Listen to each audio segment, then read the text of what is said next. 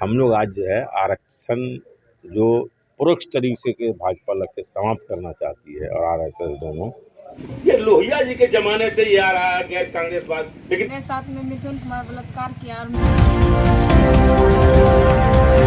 बांका में जदयू द्वारा एक दिवसीय धरना बांका जिला समाहरणालय गेट के पास जदयू के अध्यक्ष अमरेंद्र कुमार की अध्यक्षता में तथा सांसद गिरधार यादव अपने कार्यकर्ताओं के साथ आरक्षण के खिलाफ भाजपा का पोल खोल के लिए एक दिवसीय धरना दिया, जिसमें बड़ी संख्या में कार्यकर्ताओं ने बढ़ चढ़कर हिस्सा लिया तथा आरक्षण के कारण नगर निकाय में होने वाले चुनाव का टालना सभी ने अपनी भाषण में भाजपा की ही देन बताया।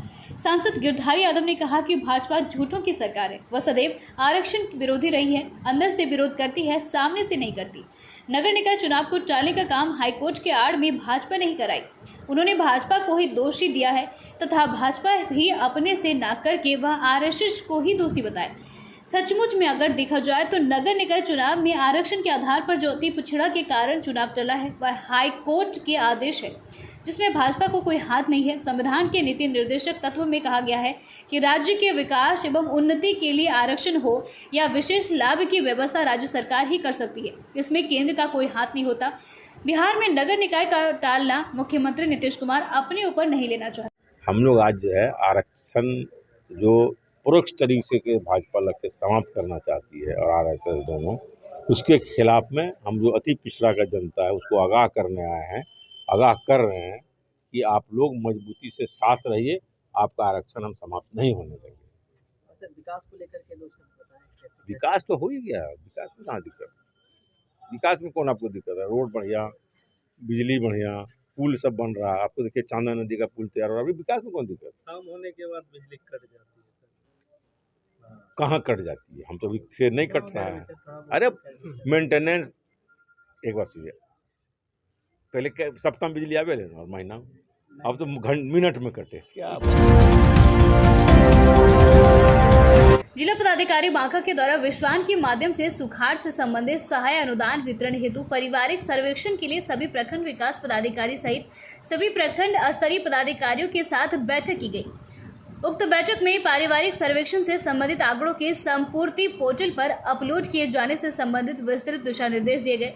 जिला पदाधिकारी महोदय के द्वारा सभी प्रखंड विकास पदाधिकारियों को निर्देश दिया गया कि कल दिनांक 15 अक्टूबर 2022 को 10 बजे पूर्वाह्न में पारिवारिक सर्वेक्षण से संबंधित बैठक सभी प्रखंड स्तरीय पदाधिकारियों एवं पंचायत स्तरीय कर्मियों से करेंगे तथा उन्हें पारिवारिक सर्वेक्षण से संबंधित दिशा निर्देश के संबंध में अवगत कराएंगे।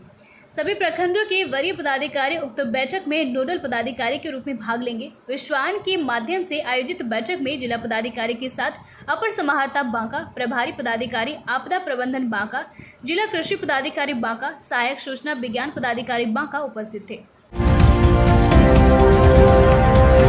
बौसी प्रखंड के संगा पंचायत में किशोरियों के लिए वित्तीय साक्षरता कार्यक्रम का शुभारंभ किया गया। एकीकृत बाल विकास परियोजना के सहयोग से यूनिसेफ की सहयोगी संस्था प्रथम वित्तीय साक्षरता कार्यक्रम जिला में संचालित कर रही है, जिसका उद्देश्य किशोरियों में वित्तीय अवधारणाओं को समझ, खुद के लिए अभ्यास कर व्यावहारिक दृष्टिकोण विकसित करना है।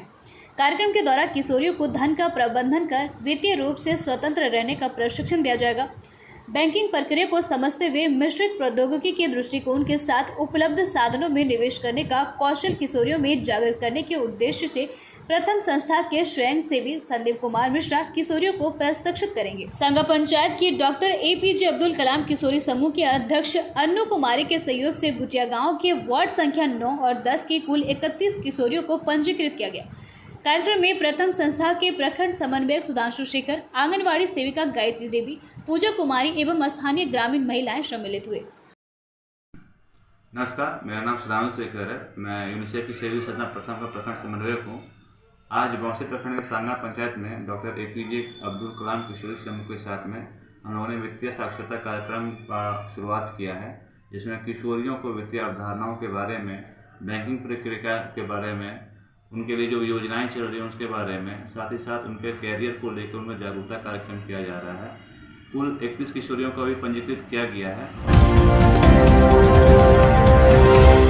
बरबीघा पंजवारा मार्ग के NH 333A रोड बाईपास की भैरवगंज को अनापी बांका जिला को मिली बड़ी सौगात। पटना जाने की दूरी होगी कम। बरबीघा से पंजवारा तक NH 333 सड़क मार्ग चौड़ीकरण का कार्य जोरों पर चल रही है।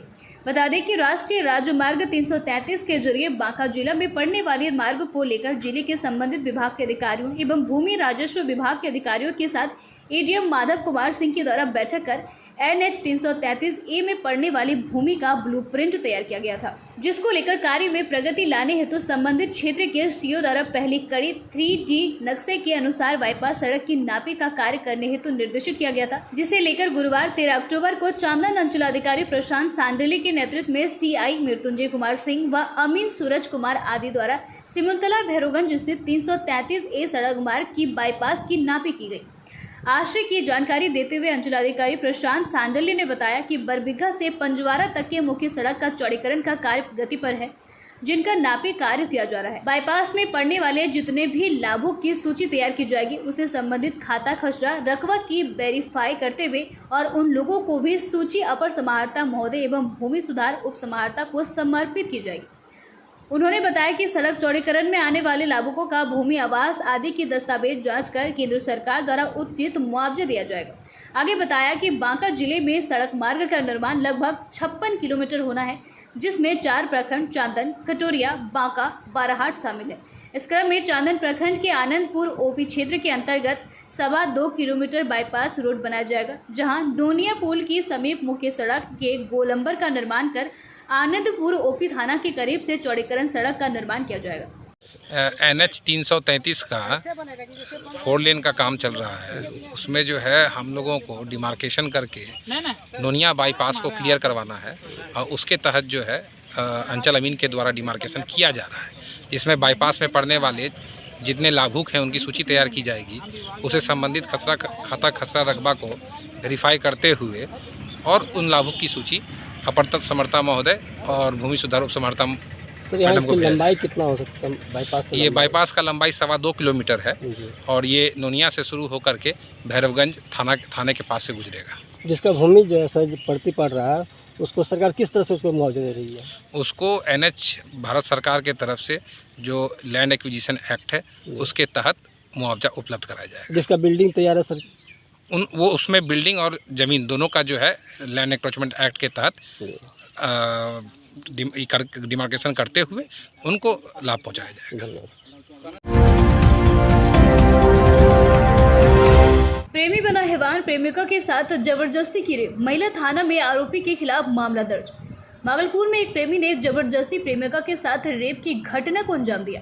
मामला मधुसूदनपुर थाना क्षेत्र के भतोरिया गांव का। घटना के बाबत पीड़िता ने बताया कि घर के सभी लोग डॉक्टर के यहाँ गए थे, घर में अकेली मैं ही थी।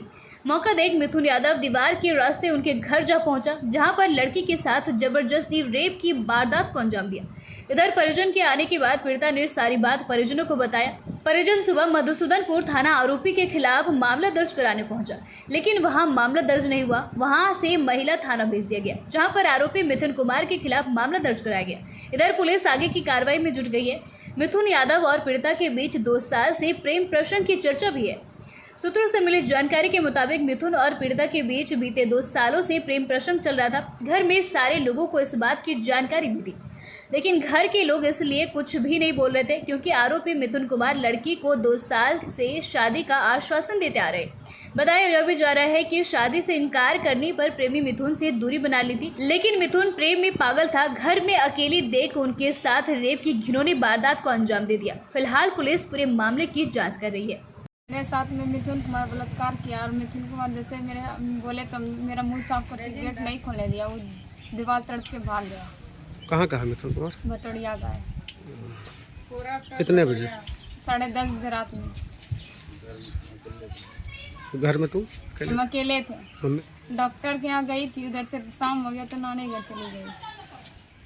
नहीं चलिए रात में घर में हम गलिए डॉक्टर के यहाँ गलिए डॉक्टर कंसा में माँ कन चलो गलिए नहीं लिए रात में जब नहीं लिए घर तो ये सब रात में घटना केना ओले संगीता पता ले कि हमरा फोन करल कि मम्मी हमरा घर घुसी गलो मिथुन कुमार शंभू यादव का बेटा 10:30 बजे रात में जोर जबरदस्ती एक साथ बलात्कारी करलके। जब हम सब बोले लगले हमरा जायदाद सब रात का एकदम दबाल तड़पी के एकदम भागी लग मुँह दाबी दिल के कसी का।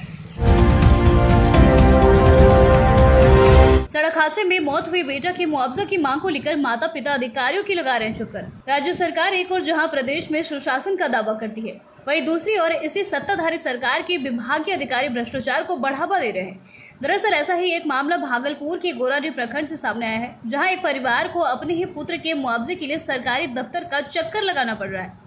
बता दें कि 1 वर्ष पूर्व बाईपास रोड स्थित बिरला स्कूल के समीप मोटरसाइकिल और स्कॉर्पियो की टक्कर में मोटरसाइकिल सवार सोनू पासवान की मौत हो गई थी। इसी कड़ी में अपने पुत्र की मौत के मुआवजे के लिए पिता उमेश पासवान को अंचल कार्यालय का चक्कर लगाना पड़ रहा है। पीड़ित उमेश पासवान ने बताया कि उनके घर का एकमात्र सहारा पुत्र था, जिनके निधन के बाद उन लोगों की आर्थिक स्थिति दयनीय हो गई है। उमेश पासवान ने कहा कि वे लोग विगत 6 महीने से दफ्तर के चक्कर लगा रहे हैं, लेकिन उनके किसी भी प्रकार की सुनवाई नहीं हो पा रही है। वही मृतक सोनू पासवान के पिता उमेश पासवान और मां सपूना देवी मुआवजे को लेकर नाजिर अनंत कुमार पर रिश्वत मांगने का आरोप लगा रही है। उन्होंने कहा कि नाजिर की तरफ से उन्हें पैसे के लिए डिमांड किया जाता है। अब सवाल ये उठता है कि क्या यह सुशासन की सरकार में कार्यालय की गतिविधि है? अगर यह गतिविधि रहेगी तो गरीबों को न्याय मिल पाएगा। बाबू यही है जो जनता दरबार की गुहार लगाने गुहार यह है कि बाबू जनता सर से मिले लगे कि बाबू कुछ अनुदान वाला नहीं मिल रहे बाबू आ रहा बाबू परेशान कर लो 6 महीना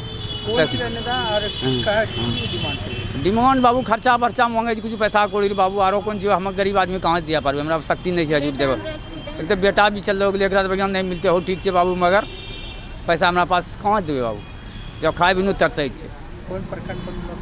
गोराडीह जी 24 बिशनपुर अपने रहे अपना काम जी 24 बिशनपुर की करे सब अपना चाय दुकान से हम बाईपास में बाबू की नाम है उमेश पासवान जनता दरबार लो चलिए मिले वास्ते हमरो बेटा एक्सीडेंट हो गलो छै।